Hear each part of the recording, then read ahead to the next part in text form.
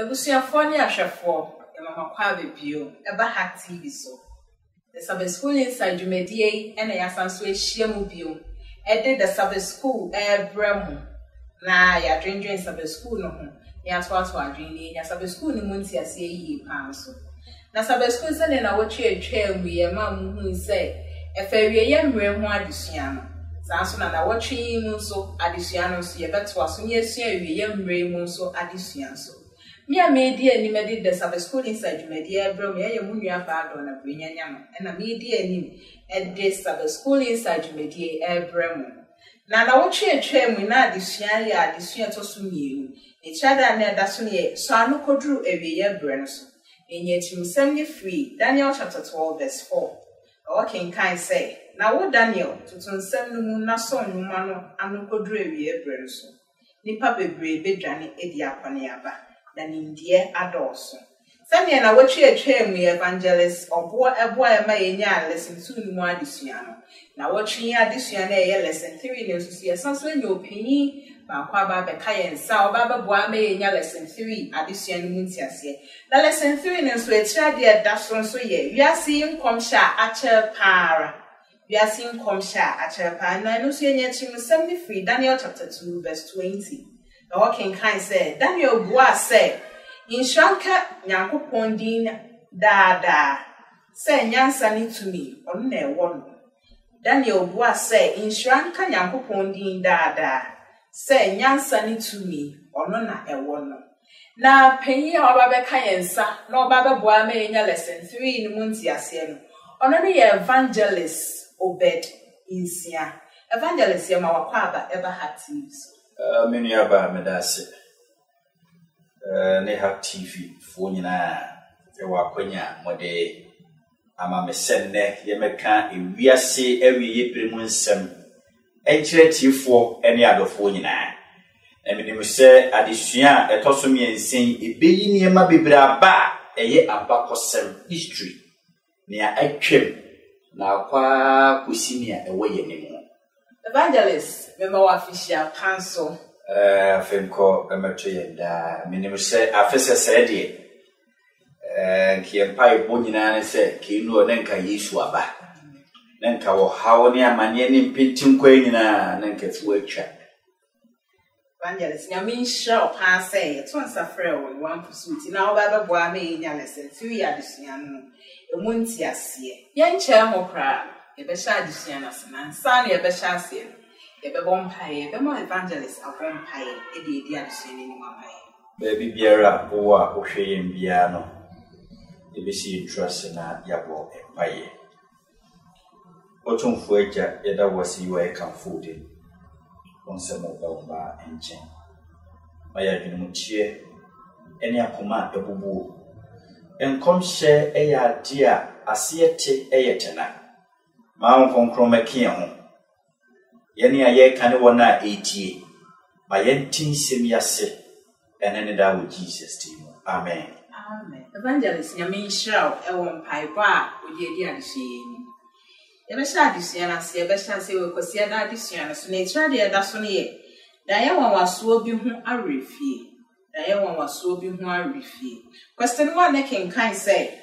Or he no free dia or swing inti, or how bend a bad Hebrew form rantiers. Or he no free dia or swing inti, or how bend a bad Hebrew form rantiers. Evangelist, at your boy, Nina Kusiada, Minyaba say, Ohre Kusiada, Itra diano our day, my yenua. A someone, a chum, a history. Erinka o hwemu yi pa no a we enyen komhye na emum abakosem na so enam se yen komhye afo felenti sa pepepe ena yebeka no na yen komhye a kyere yi eno ntina ode bibia to so se wiase komhye a kyere pa na se komhye no ache na we Daniel chapter 2 verse 1 to 6 no a Wahini bitina asia ni efero Nebukadnezar. Na nahinye no ya hinia na eden na sika wom na wotumi. Na wakoson da yebi. Arofo tie nsem ni yiu, wakoson da yebi. ade achi ye na ya daye no ayere ni trim won kai edo sore no se momfre memman mu anyansafo enimdifo pediahunfo wona wo ka bi ewom no mu meyi daye no enkyere me no mu nsa enkyere mase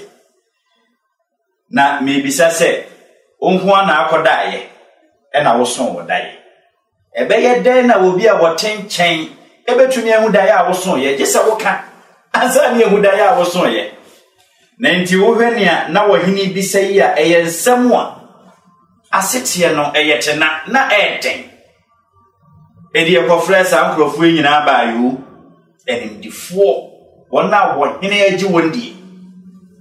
na se mom ka che wo hini se wo hini yeso ka daye ne kire ye wo se daye ne men kai kise mu yi kire me se ne mi hunu ani so ade hunu no pepepe eya rewo sempa na wo hini e bisa no because ya dia na ebe nipa ntiase mu a ede edo mo hene tiase se in fact se wa yi daye no ankyere ye ya ebe ye den se ye ne ya ngaza ebetumi yi daye a wo nko na akoso ya akere nanso na wo hene edimande se kia ne ke e wo se emrante no bo moden se o be yi akere o ma tumi enam se o ma ntumi ne nti ohene ka sese mo ntumi dia ade ba ko pene da ho mamu meje mokra efri monsem in fact sa asemi ebe ya asem kese e wo Babylon mining nanso ne e wo Hebrewfo emrantie bi wo wa na wo nyame honhom ne musra e wo wonso na enam se lo mu nyina ka wo hene apamfo honti ebe ye wo haw ne amane ma wo ebise se ye frikadiafo ene wo hene nkrofo abosonsomfo no so a wo mu so na na eba edi be ya ade so a se na e wo se Hebrew emrantie no etumi gi ohene da ye no kire no musa kire no asie eri se wo bisa ne ye beto won so pa no no ene so mbeyi da ye no akire no mu betimi escape death because wo hene akomande se mo antumi ankire me da ya me son ye ene na se kira ne ye da ho mamu eyewo evangelist yamin shroud so aboya me nya kwesi adade sua no ntiase o hawa e de bread Hebrew form rantie no so ye to so adwo adade sua no so ne tira de da so ne ye rehwe onyankopon eni question 2 ne kenkan say anamontu ben na Daniel ne mfefo ni 2 ye de si o hawa na eba won so no am anamontu ben na Daniel ne mfefo ni 2 ye de si o hawa na eba won so no am evangelist Pacho boy said ye kwesi adade sua no e ma ye hu o hawa eba won so no anamontu ben na Daniel ne mfefo 2 ye asem kesiye wei abeto so na se wantumi entu emu anamode a ene wutiri beko How said the assembly city? Herokin kai Daniel chapter 2, 17 to 23. Or say Daniel Kofi no. In him said no other 3 Hebrew guys here, no more canon. Enania, Misel, any Assyria. Ogoin was the Samoa Benu, or him now could down soon a die. Then so a Samoa or him can say, or no could die or soon a die and one kai. Erikia neke e wosi yi da ya woso ye ne kire pote na ye yi nkire keke wo ye wia ya sama no enkire ase enya de kitwo na sabra na me pemrantie ni nyina animare because nya sen kitwa nanso emrantie no mahunu bida se onyankopon bi wo soro wono na eyinia ehintedi enti they relied only on God. Ediana Juno Empire Nkua, Omode ye Empire. No moon seminar is ever the Diabedie. Atoni Eden, Yenya Omoa. Now can Kai Tronoa, send a medikai approach no 17 to 23. And I don't know any swadi huno. Unyami be Danieleni. And I will ye that ya, Nebuchadnezzar, a son ye, or no one so ya. A year anything no etre Daniel. Na ohwe echade no a ose rehwehwe onyankopon anim Daniel ne mfefo no hwehwe onyankopon anim ampa ade aburu nipa adwen ni nipa nte ase so no onyankopon eni tumi yo in Winyankopon so anyone in Hambo. We Diane Chere, send ye tear pepe. Ah, nay, you ni kessie, a free mitriso, a basin and 9 while they share and Pabuaso. A year in Tassem, a Yankopon Kwa, any between your side. It is a wobitra on Cassin Yankopon be one more. There be a mecasem we. Ebia won temase na da bia metwa so ebi se wo munyae ne o muka ne se nyankopon bia ye dey eni ho odofo awutie me onyankopon wo ho ni ayehunu ne ni esisie me se enye wokwa there is God up there timi nua ba de ewo mu no Evangelist Yamin Shao pa se wa me ye do ada de hye no ntia se wa ma ye hu se nyankopon bi wo nti wo se ye nya ne mu chidie yet for this year so I'm sure we shall say you made we no na the Sabbath school inside you made and a wo hwe me so wo hwa e da chi mu nsem nti e ya no wa hya ma wadanfo no so enyi mu chefa na ono so ankwankwayira na ono so ehu se nyankopon bi e wo ho na ono so enya ne mu chidie now how be ba ne so a obetumi ahwehwe onyankopon no enya muaye ebinada lisua na tira de da so ne ye woyi daye no kire woyi daye no kire question 3 ne kan say bra woyi daye edi kire Daniel why na o share no enyunya na edie ne ebetumi asua free de oye bra woyi daye no edi kire Daniel why na o share no enyunya na edie ne ebetumi asua free de oye Evangelist Pacho boy we be not that issue. Se onyankopon ye bibi ma wo a odofo enya seda ne mfa self glory ekum Daniel hu na wote ase se onyankopon ene yi daye no kire no ede nkirase ka ho ma no ede benti na wo so okofo onyankopon ene monyamfa etu wode ase Daniel ye yi entontom e ma twebia mponkwa me a wo wata won osi awurade Unkwa na utumi ye eya hintasem edi unya bra kenkan Daniel chapter 2 verse 24 to 30 no edi yankenkan 28 no wase nanso onyankopon bi wo sura oyi hintasem edi na wo kire ohene Nebukadnezar de erebeba da achen kadofo nya de keto nsem we num ye nsem we mu odupa Iti wadi aye aseda enkamfo ni animunyam ema ewurade. Ede ni esua free mu. Wonyame ye bibi ma wo a. Na wogi aseda fa. Enipa anim animunyam adofo ne de wo bekro. Inse se ye de aseda ne aye enkamfo ye bepeja ye ewurade ne din no. Na ye agi ni nyina afa. Daniel de wanyesa. Oso wadi animunyam hye ema wo shushu ni no. Sa pepepe no nyame ehwehwe afiri ye nchen ye mo a wona wotumi yo bibie wonim kasa ebia wo something unique enipa wo ni bi wona woto dwom onyame ama na talent ofa ne say ono ane dia no wo ye no ne ya wo pe media talent nya wo dia sika wo nyame dia ma wo no nya wo dia adwuma no ekoso no enya wo dia bibia afiri ye wurade ho Mama yemfa seda ne ayeyi enkamfo ene ye demonyam hye ema ewurade wono tumi yo ne awotumi eyo ma Daniel no sa pepepe ena etie senyame ya de ma wa eya adanas na memmemme no edoso fasida ayeyi entontom enkamfo na menyankopon said Daniel eyo ye no Evangelist Yamin Shao pa so amayi ne binada di hyenmunti ase Yet was what Quada this year, and they tried the other soon yet Diane. Question 4 ne King Kind say, King Kind Daniel chapter 2, verse 31 to 36. Natural Hinano Daya or so you pifi. King Kind Daniel chapter 2, verse 31 to 36. Natural trail on Hinano Daya or so you pifi. Evangelist, natural boy or Hinano Daya or so you. Sani ebedi kai akan wonyankopon kwani tumi eyewe ntina ebra so se Nebukadnezar eya branch bi e freno Ariok se wonko execute wona wantumi enyi daye no na wan kira ase eri Daniel ko no ko ka kira Ariok se fa me ko hinani na metumi enyi daye no e de kira ase aka won It will call him besides that's it. Okay, who bet to me? Daniel ma wo hene Nebukadnezar tiase se enye wo no wo nim nyansa ene nimde nche wo na wo oman ni mu nyina da bi ne mmom onyankopon bi wo soro a wotumi eka ehintasem ye kase bibi ehintasem wa na chese enipa bia ni masete wo ti ase yeye ni ehinta ne nipa bia hu da no onyame nko a metumi yi kire.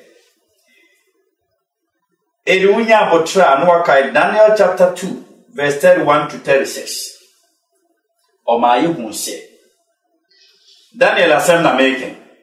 Waso wohene ni so ade hunu mu no ade a wuhu ye ne ye wo honi 10 gram. Ene bebesi wanim. Na wo honi no ne ye ohoni keke ohoni a na ne hu ehu. Enimi gidi pass ni nyina aka ho ne ma da ye no yere free na dwene mu because na ehu edu ba bia ye no nyina ye so da ye wo so da ye na da ye no ehu na wutimi bobiri sa pepepe na ye Nebukadnezar idi Daniel to aso se ohoni no enie na ni ti no ye gold da ya Nebukadnezar son ye na make na ni ti no ye gold. Ye ketira we no asem na making arofo itire no nie Daniel ma wo hini mu se ni tire we no na ye gold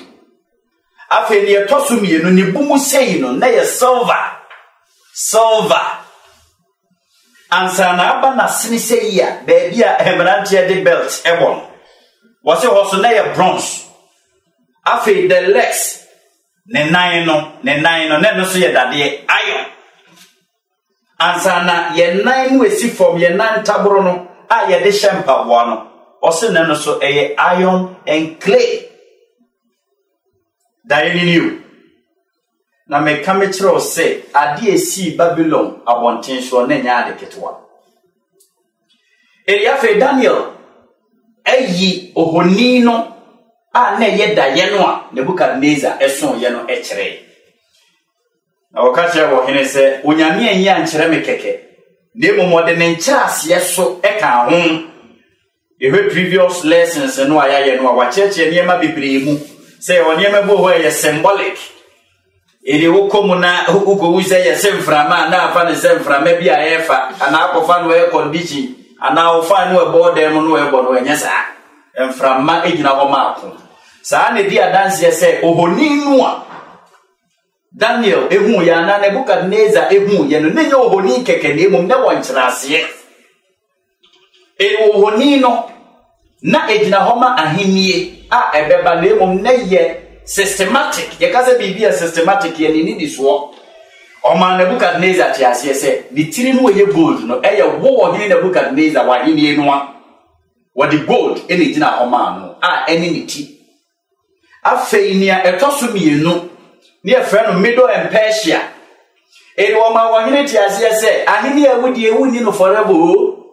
David a wachi ahini foforo beba abetu a ye friend no Middle Persia na sa Middle Persia no so wono so ntina ho forever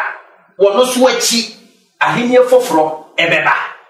na ahini foforo ebeba no a etoso miensa no eye Greece ahini ono so wantina ho kwa ebire di beba wono so betwam na ye beba benya ahini foforo ye fro no Roman Empire na ehonum pa na nsem ni nyina ye dai ewo na menim se Sabbath school no ebeyi niema bibraba na emu me kire niema kakra bi mu se ye ka the kingdom of Rome ye benya ne powers ni mienu ye benya the Papa Rome ye benya the pagan no na ne dikai ye ka paganism dia abosonson saafo ni nim Kristo. This all Nebukadnezar hiniemua. It was all about idol worship. What was that the simplicity? Any woman who said, "Wechi ahini beba." Ye mumini na entina ho. even the etosonan eye the pagan and papa room no ni nyina e betwam na mehwa me hu se ebo bi ya dai efri soro eba sa ebo no so gina ho ma bibi o ebo no efri soro ba no so ye ahenie foforo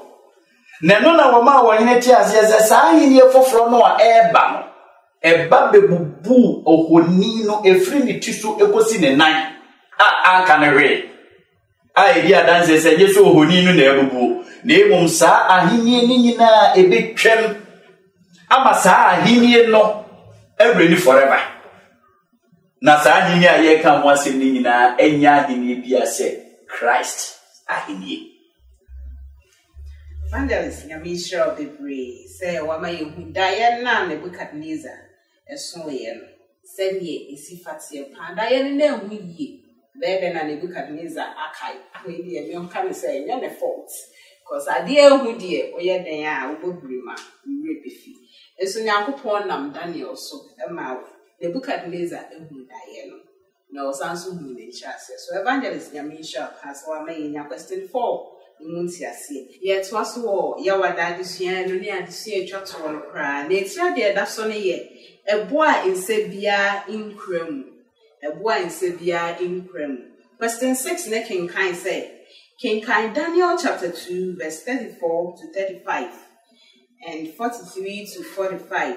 Natural trick said ye, we are see a yet tree, Sebia day. Many of our medicine. Se over question 6 no itrade na mpo a ose ebo a ense biara enkuramu hey asebsebu ebo a che babat ense biara ye den enkuramu etiyefo nyambotra yenkenka Daniel chapter 2 34 to 35 abi 43 to 45 se over dayenu nie eye trade for question 4 and 5 for no a yedi kaya yi daye no yede nchirase no so aka ho na yebe daye no ene ne nchirase no a na ye tenten pe yi because Daniel man Nebuchadnezzar hunu se wahini enu achi ahini ahodo ebeto atoa so na ensu ni nyina enyina ebo fofra ete ya na firi soro ba ense bia nkuramu no so ejina ho ma ahini fofra ebe dai ebeba ne mu manu de nya nipa bia ahini ere se wo ken kai 43 to 45 no a eho no wo kire mu se Ewurade Nyankopon edi ahini foforo be firi soro beba na enno ne beba besai ohoni no ni ti ebesi ne nase. And before that wedi kai amye hunu se ne nan we si form no iron and clay that dear any dotie idea dance say nipa no be frafra won ho because enipa epetumidie and ye pese tumi no ayedie ne betwam etuom be pese ye nyina ye nke mbom na ahine na ye baako na enye den na so enye den enyina edi brofo no be ka said they shall not cleave together. Edi sa ahine ni nyina be ba be snap na ahine fufuro be ba edi Christ na hwe ye hwe asemi e wo 1 Corinthians chapter 10 verse 4 ose na wonyina ennom honhom fam wano ne yakro na wonum firi honhom fam botan ya na edi wo na chiri no mu na obotan no eni Kristo eribo no ete ya eba no ye wanya